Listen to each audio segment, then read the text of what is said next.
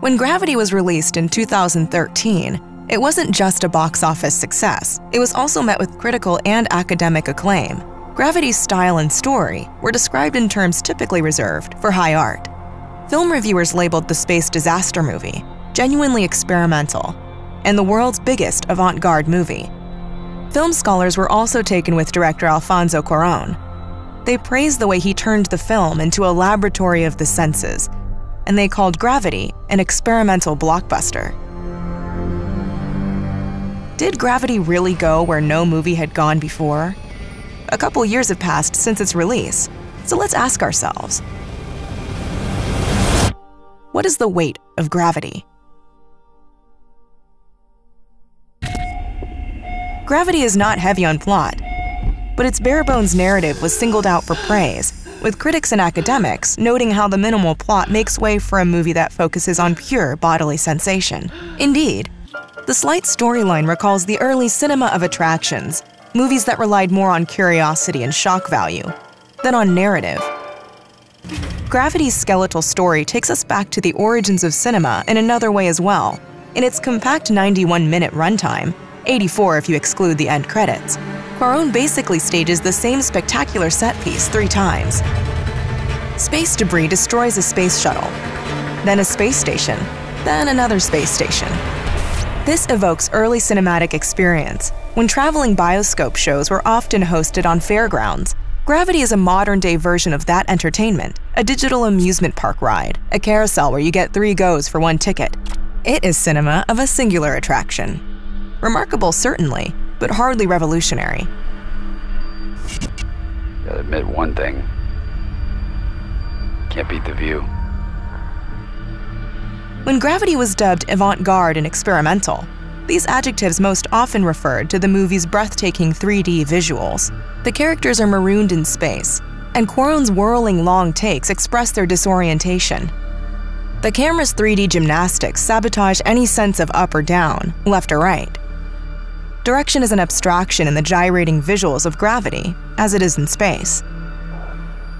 Which is why Cuarón's 2013 blockbuster was compared to 1971's La Région Centrale. Michael Snow's spectacular experimental film features a similarly vertiginous camera, whirling through the air.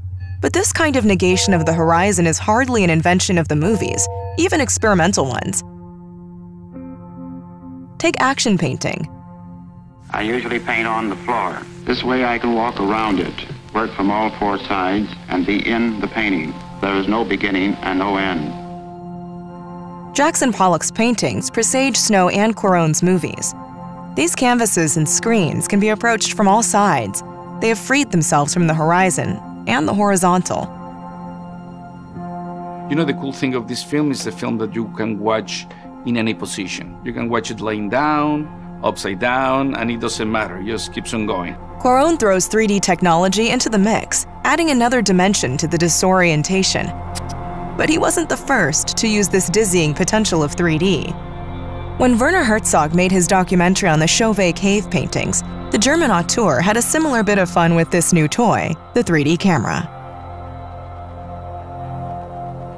Ironically, the effect of Cuarón's high-tech 3D imagery recalls the humble camera obscura, that black box that mirrors reality and turns it upside down. Again, this is Gravity bringing cinema back to its roots, its photographic roots in this case. Fascinating, absolutely, but hardly innovative. The movie's marketing stressed another groundbreaking aspect, its technical mastery and superior effects work. Previous space epics were often let down by shoddy special effects. The way light is reflected on costumes and helmets in particular is a giveaway. Gravity found a solution, the light box. We developed a technique where we would move the camera on a robot and we would move the lights around by surrounding the actor with a giant TV screen made into a box. We could move the lights to wherever we wanted them to be and change the color and the texture and all sorts of aspects of the light. The repercussions of its lightbox technology is where the movie's true revolution lies.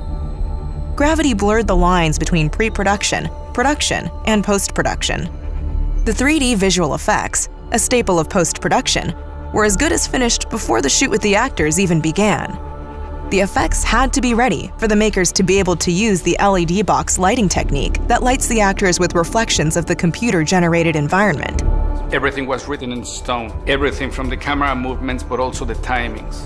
And action. 1, 2, go. This in turn meant the actors had to time their performances to the already finished special effects. Stand by, foot, explosion, duck.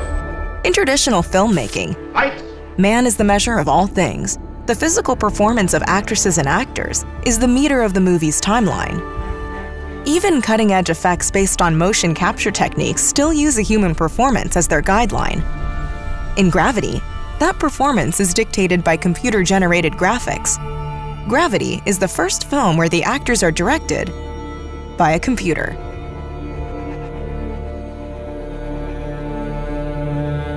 Gravity may prove to be film's deep blue moment.